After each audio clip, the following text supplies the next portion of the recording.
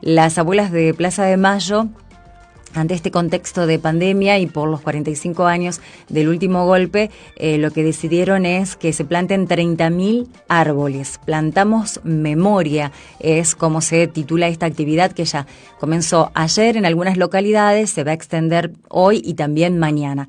Pero lo que nosotros queríamos es hacernos eco en algo que vos planteabas, y que es plantar los árboles que corresponden, no sé si se dice así, pero los que tengan que ver con cada zona de nuestra provincia. Después vamos a hablar largo y tendido, en REC Temprano vamos a ampliar esta información, pero ante esta situación en la que se nos invita a plantar árboles, lo que queríamos es que nos ayudes a saber cuál es el árbol indicado que tenemos que plantar si estamos en el sur de la provincia, en el centro o en el norte, respetando lo que es el bosque nativo. ¿Puede ser? Exacto, bueno, antes que todo, muchísimas gracias por el espacio. De nada. Y bueno, es genial la iniciativa que se propone, ¿no?, desde las Madres de Plaza de Mayo. Es algo que, en realidad, digamos, árboles deberíamos plantar siempre, no en una fecha especial, pero me parece muy indicado que se haga en este momento. Y respecto a las especies nativas que mencionás, hay que entender que nuestra provincia es muy amplia, tanto longitudinal como latitudinalmente, es decir, tenemos muchos ambientes, y eso lo que provoca es que se generen distintos espacios, digamos, para la vegetación, que van a ir, como vos decís, cambiando hacia el sur, hacia el norte o hacia el mismo centro de la provincia. Los que están con la lapicera ahí y el papel para anotar, yo les voy a recomendar unas cosas que busquen y después pueden interiorizar su búsqueda, porque la verdad no hay una cuestión así, digamos, muy tajante, que digamos acá va tal cosa y acá no va tal cosa, sino que por ahí estos biomas o estos paisajes que se entrelazan por ahí nos hacen poder poner especies similares en distintas regiones de nuestra provincia, ¿no? Bien. Así que yo, para empezar, quisiera que busquen, cuando tengan tiempo obviamente, ecorregiones de Santa Fe. ¿Cómo? ¿Ecorregiones? Ecorregiones, sí. Dale. Yo soy hay a un la mapita antigua. muy lindo que aparece en colores, Sí. que lo pueden buscar instantáneamente en Google, y ese mapita nos va a señalar distintas cabeceras de los departamentos, y bueno, con respecto al color nos va a indicar qué lugar está afectado. Por ejemplo, si nos vamos al norte, al oeste, donde está Tostado, ahí nos encontramos en el departamento 9 de Julio, ahí nos encontramos con 3 biomas marcados. El más importante de ellos se le llama Chaco Seco, para que tengamos una idea. Ese espacio es uno de los, florísticamente hablando, uno de los más ricos. Se encuentra el bosque de los Tres Quebrachos, son especies algo diezmadas, ¿no?, en lo que es la provincia. Y podemos encontrar allí también especies como algarrobos, ñandubay. Cuando decimos quebracho, tanto el quebracho colorado como el quebracho blanco. El guayacán negro, que es una especie que está en extinción en la zona. El itín, son todas maderas duras, se le llaman. Justamente característica de esa zona árida de la provincia. Y pegadito, en lo que sería el departamento Vera y ya más al este, General Obligado, tenemos lo que es el Chaco húmedo. Bien. Teníamos el Chaco seco al oeste, el Chaco húmedo en el centro oeste. Bien, por las dudas encontramos el mapa y lo estamos mostrando, Ah, buenísimo, buenísimo. Así que ahí estamos.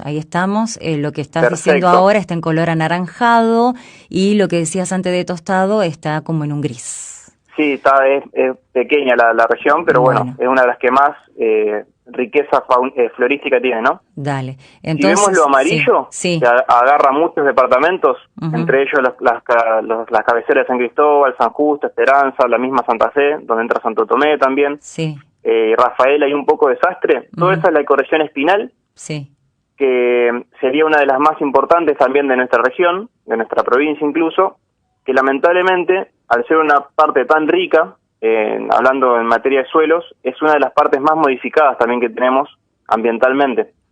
Entonces, eso es lo que nos hace confundir a veces cuando vamos a ver nuestro barrio o nuestra zona, o cuando salimos un poco al campo, que vamos a ver especies que en realidad no son del espinal, pero como fue modificado durante tantos años, más de 400 años, digamos, básicamente cuando llegan los conquistadores, toda esta zona se ve modificada en su estructura vegetal y solamente quedan algunos relictos o parches de bosques nativos donde predomina fundamentalmente los algarrobos.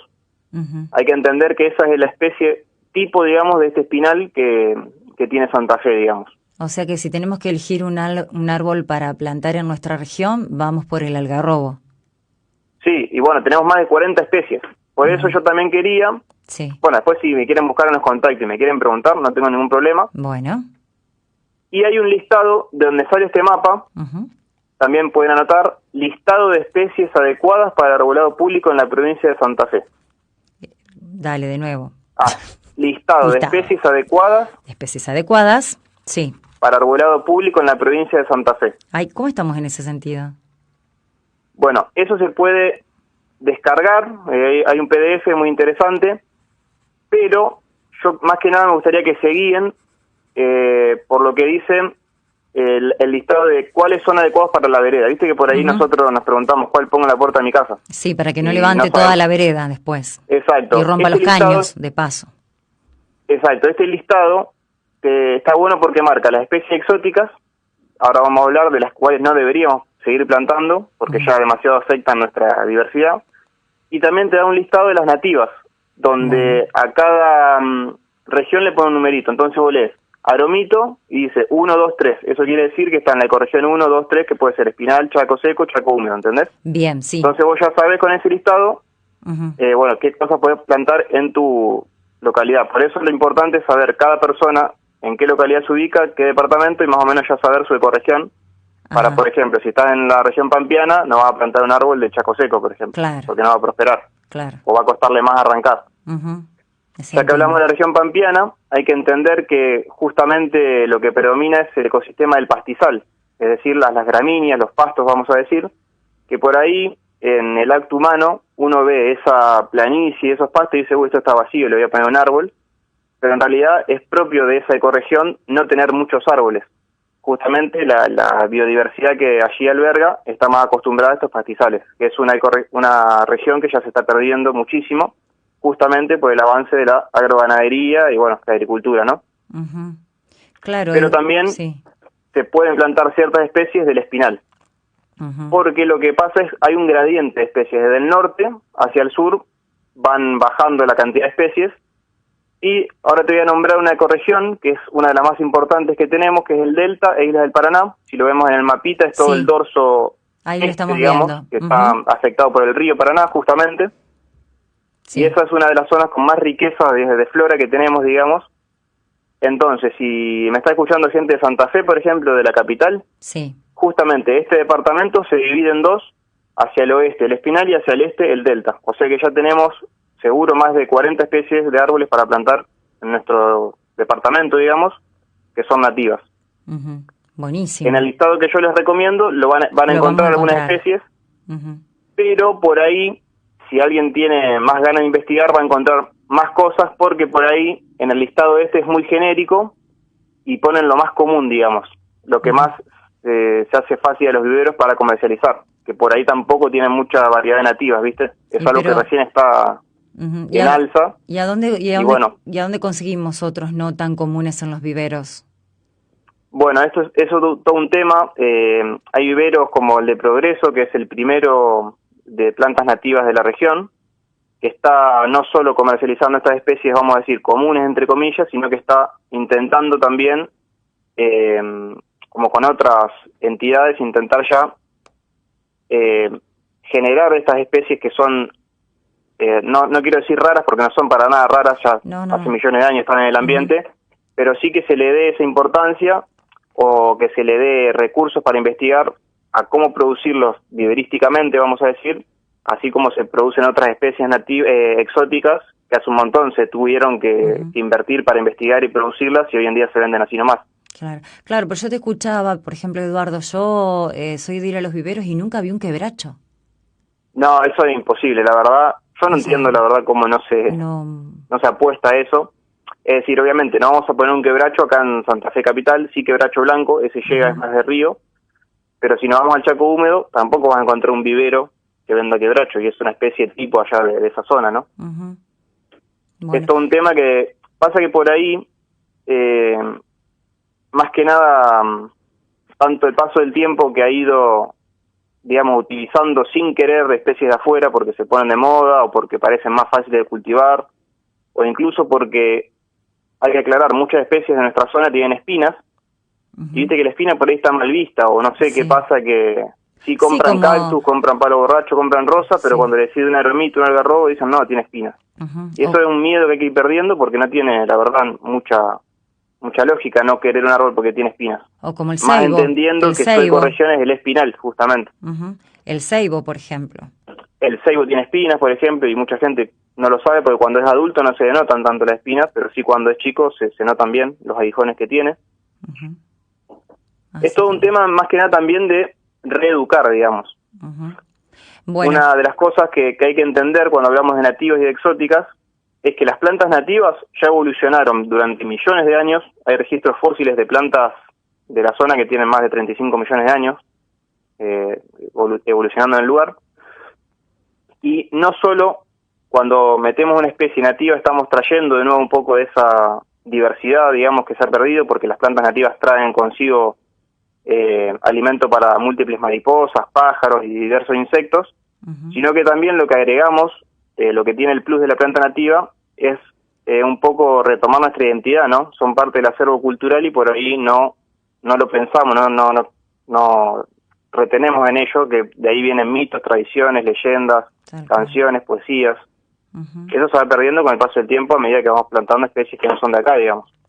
Ariel Borrego nos está mandando un mensaje mientras nos escucha y dice: qué bello, recuerdo 2 árboles de mi infancia, un aromito en un camino donde jugábamos de chico y un ceibo en el patio de la escuela con el cual jugábamos con sus flores. Ahora trabajo en la escuela donde hice mi infancia y aún está allí, pero muriendo de a poco. Pobre ceiba. Bueno, hay que plantar otro, ¿no es cierto? Hay que plantar otro lado. Bueno, eso es algo también que la gente por ahí, uno entiende que los árboles añosos son muy lindos, pero ya cuando estamos en el contexto de la ciudad, que no tiene el reparo o está acompañado de los árboles que estarían en el bosque, hay que tener en cuenta que tiene una vida útil el árbol y a medida que vemos que se está degradando, enseguida plantar uno al lado para que cuando este caiga o muera ya tenemos el reemplazo al lado, ¿no? Eso es algo que no se estila hacer, generalmente uno espera que muera y ahí planta el árbol. Pero bueno, en ciertas localidades lo que se hace, ya al lado del árbol que está viejo o a punto de morir, se planta instantáneamente un ejemplar para que vaya creciendo a la par, ¿no? Tal cual. Bueno, Edu, nosotros nos estamos quedando sin tiempo, pero como lo dijimos al comienzo de la nota, este es nuestro primer contacto aquí en REC Temprano y vamos a seguir. Si te parece y si dispones un poquito de tiempo, yo sé que lo vas a hacer. Vamos a seguir ampliando. Porque me encanta la temática. Sí, vamos a seguir ampliando toda esta información porque creo que es muy necesaria. Se ha destruido mucho en estos últimos años y estamos a tiempo de recuperar un montón de nuestros bosques nativos. Y hago una última aclaración y no te robo más tiempo. No, dale, Edu, dale. No hay problema. Tenemos una ley en Santa Fe que se aprobó hace poco, la ley 13.836, la pueden buscar, 13836. Sí. Está para descargar también, y si vemos el artículo 8 de esta ley, nos dice exactamente que las municipalidades y comunas tienen que dar prioridad a plantar especies nativas de su ecorregión correspondiente, que es un poco lo que hablábamos, ¿no?, hace un ratito. Bien, sí, porque no se respetan mucho, ¿no? No, aparte tampoco falta eso que yo te digo de reeducar, porque uno, cualquiera que esté en arbolado público de turno, lo más fácil es compra lapacho, fresno, ligustro y planta eso, no se preocupan en interiorizarse en qué es lo que realmente debería plantarse, ni capacitar al personal, ¿no?, que por ahí salen a podar y podan cualquier cosa, o plantan donde no deberían plantar, que después de que llega a los 2 años al cable, el árbol, por ahí no se planifica y eso a la larga termina siendo perjudicial también. Un grave problema y muy costoso, porque como decíamos antes, te levanta la vereda, te rompe la cañería que pasa por ahí, cuando no, te tumba el poste o te corta los cables. Tal cual.